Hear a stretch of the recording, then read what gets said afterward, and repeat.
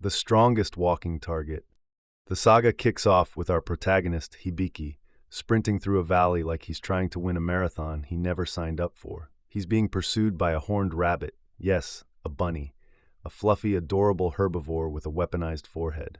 Hibiki is completely baffled by how he got here, which is standard isekai protocol, but honestly, being confused by a rabbit is a new low. Suddenly, a disembodied female voice whispers in his ear, because apparently every teenage boy summoned to another world comes pre-installed with a waifu-sounding GPS. She tells him it's a level 1 horned rabbit. Hibiki, terrified of a level 1 starter mob, begs the voice not to leave him. In a move of peak accidental violence, the rabbit lunges, Hibiki trips, and he lands on the creature, squashing it like a grape. Congratulations, Hibiki. You just accidentally murdered a mascot, the elf and the precious cargo. Deep in the woods, we find an elf girl being guided by another mysterious voice. This voice tells her to head east because something precious is waiting for her. If that precious thing is a 16-year-old boy who just sat on a rabbit, she's going to be severely disappointed. Back in the valley, Hibiki checks his phone. No signal. Because clearly, the most pressing issue when you're in a magical death valley is that you can't check your Instagram likes. He decides he's hallucinating the voice until he gets hungry. He looks at the dead rabbit and wonders if it's edible. The voice chimed in to inform him it's a graded delicacy. Hibiki is grossed out, but hey, when in Rome, eat the local wildlife. The human encyclopedia with 0 combat stats. Hibiki starts testing his new Siri by asking about his backpack. The voice confirms it's made of materials that don't exist in this world. Groundbreaking stuff. He then asks for his own stats. A screen pops up, confirming he's Hibiki, he's a teenager, and his job is Appraiser provisional. Imagine being summoned to a world of dragons and magic, and your superpower is being a glorified pawnshop clerk. He asks the voice who she is. She claims to be his status support, but refuses to share personal info. Hibiki thinks that's unfair, which is rich coming from a guy who's currently trying to appraise his way out of a paper bag.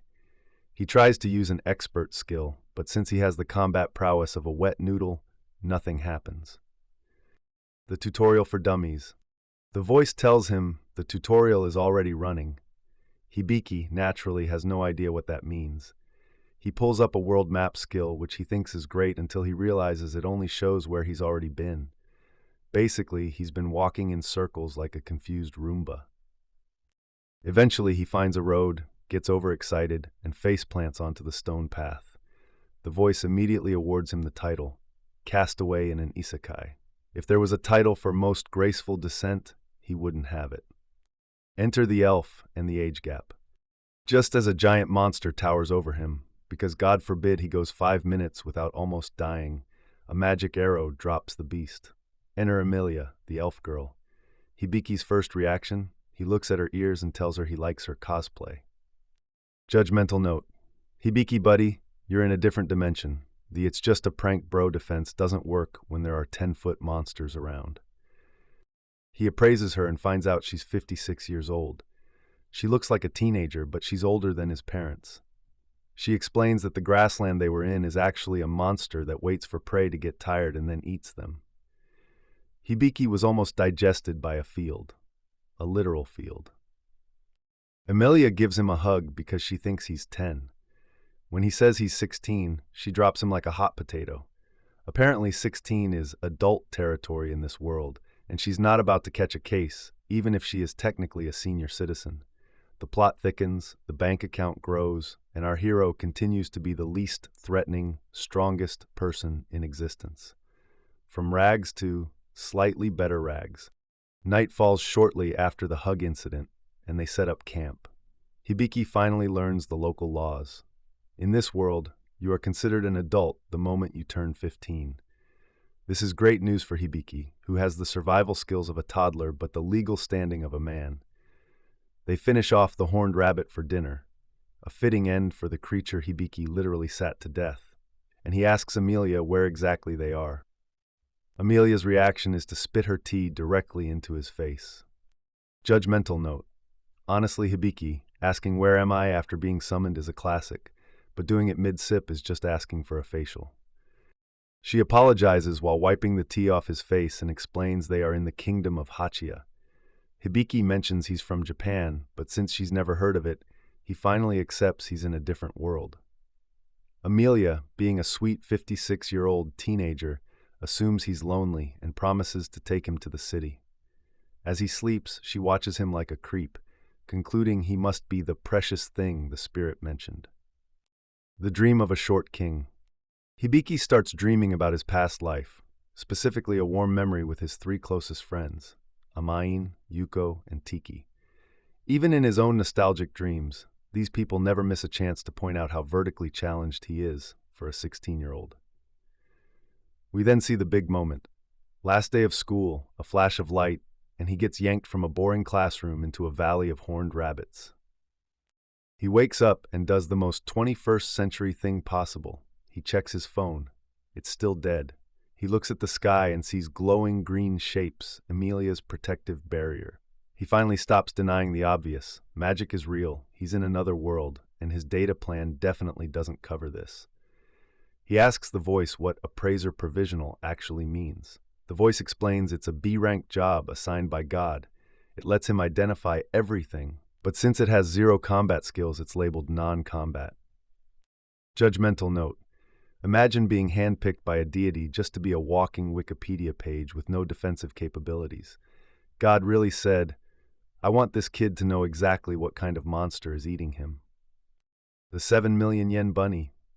The next morning they head for Lowell, the nearest town. Amelia warns him about monsters but says she'll protect him. Hibiki, however, is using his world map skill, which turns out to be in AAA rank cheat code. He's basically playing the world on easy mode navigation. When he tells Amelia he has this skill, she's stunned, but when he says he's an appraiser, she treats it like a total joke. Hibiki doesn't see the big deal until his map flags a crystal-horned rabbit. Amelia lights up because these things are worth 200 gold coins. She grabs Hibiki and demands he leads her to the money. They track it, and Amelia uses her magic to hide their scent and sound. Hibiki is impressed, but Amelia reminds him that his map skill makes him a VIP for any adventurer party. Since he's a non-combatant, he'd just sit in the back while everyone else does the actual work. Amelia decides she wants to party up with him but doesn't want to look desperate, so she tries to show off her spirit archer skills. She gets ready to fire, but Hibiki notices she doesn't have an arrow. She explains she makes them out of wind. She fires, but the rabbit dodges because it has an escape skill. Judgmental note. The legendary spirit archer missed a level 1 rabbit. Maybe Hibiki isn't the only one who needs a tutorial. Hibiki realizes the rabbit can't dodge while it's attacking, so he offers himself as bait. He uses his skills to build stone walls, funneling the rabbit straight at him. The rabbit, seeing Hibiki as a harmless snack, lunges. Amelia snipes it. Hibiki levels up because he was active bait. The shirt-ripping introduction. Meanwhile, in heaven, God is watching this like it's a reality show, reminding himself it's just the tutorial. The scene shifts to the guild where a girl named Eel registers as an adventurer. She's looking for something special, probably someone who isn't Hibiki. Hibiki and Amelia arrive in Lowell. She throws a cloak over his school uniform so he doesn't look like a lost tourist. She expects to get 200 gold for the horn. Hibiki checks the math. 1 gold equals 10,000 yen. This rabbit horn is worth 2 million yen. He is suddenly very interested in biology. Amelia tells him to stop acting clueless so people don't rob him blind. Hibiki's response? He decides she probably doesn't have any friends because she's too bossy. At the guild, everyone thinks Amelia is his babysitter. Then we meet the guild master, Dard Alias, who introduces himself by tearing his shirt off. Is there a local law requiring all guild masters to be allergic to fabric? Hibiki is fascinated by the muscles, and Amelia gets so annoyed she blasts them both with ice-cold water. Once they settle down, Jewel, the Cattier Vice Master, handles the trade. Dard offers 400 gold. Amelia, showing she's the only one with a business degree, demands 800 gold because the horn is huge. They settle on 700. Jewel informs Dard that the extra 300 is coming out of his paycheck. the god of hang-ups. Later, Hibiki is chilling when his tutorial skill levels up. The voice explains it's a skill for people with very low chances of survival. Even the system is calling you a loser, Hibiki. Hibiki thanks God, and surprisingly, God answers. God tells him he's the one who brought him here and that his life is now in his own hands. Hibiki tries to ask a million questions, but God hangs up. The voice then drops a bomb. The guide's support is ending. Hibiki realizes Amelia was the guide the whole time. Amelia gets a letter from her hometown and has to leave immediately. Hibiki tries to return the cloak, but then tells her she needs it more because her shirt button just popped off. Judgmental note: smooth move, kid. Point out the wardrobe malfunction right as your protector is leaving you in a city full of thieves. Amelia turns red and runs away, bumping into Eel. They realize they're both heading to Elf County and team up. Meanwhile, Hibiki is back at the inn alone, staring at a dead phone, and realizing that his strongest appraiser journey currently involves zero combat and a lot of confused staring. We're diving into the part where Hibiki realizes that being a provisional hero is basically a full-time job with zero benefits and a high probability of mental exhaustion. The Library of Doom and the Man Transfer Protocol. With Amelia gone, Hibiki spends his time doing what any high schooler would do when stranded in a magical world, sleeping and moping. He stares at his dead phone, which is now just a very expensive paperweight, and wonders why God dragged him here just to leave him at an inn. Luckily, Tanya, the innkeeper, checks on him before he can fully sink into a pit of existential dread. She mentions dinner is ready, and Hibiki realizes he's actually broke. Well, not broke. He has the rabbit horn money. But in a world where everything wants to eat you, 700 gold coins won't last forever if you're just sitting in a room staring at the ceiling. Hibiki asks his status support, who he really should have tipped by now, what he's actually good for. The numbers are depressing. His stats are so low that the system basically tells him, do not fight anything, ever, not even a stiff breeze. However, he's unlocked some technical skills, contract and medical book. Knowledge is pain. The system explains the medical book skill. It's not just reading, it's a full-on brain download. If he reads the whole thing, he absorbs the knowledge, but there's a catch. Once he starts, he can't stop.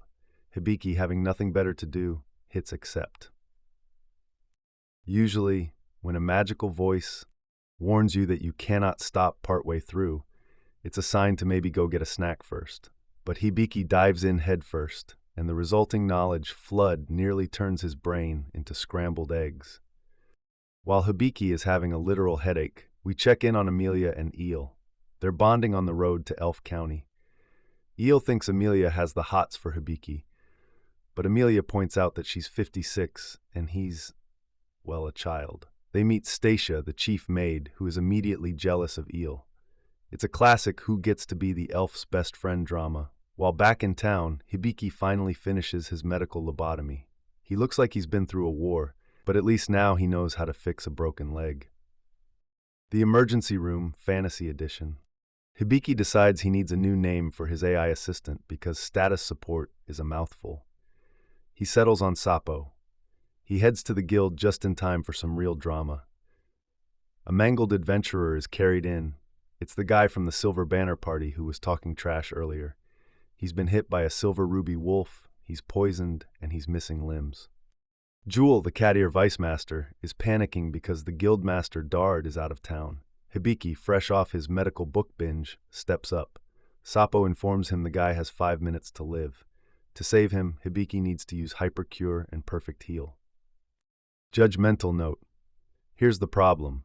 Hibiki has the medical knowledge of a surgeon, but the battery life of a 10-year-old remote. He needs 650 mana points. He has 56. Sapo suggests using the contract skill to turn the bystanders into human batteries. Hibiki basically tells everyone, hey, give me your energy like a low-budget spirit bomb. They agree, the mana flows in, and Hibiki fires off a blue beam of light that literally regrows the guy's limbs and flushes the poison. He pulls off a miracle, then promptly passes out.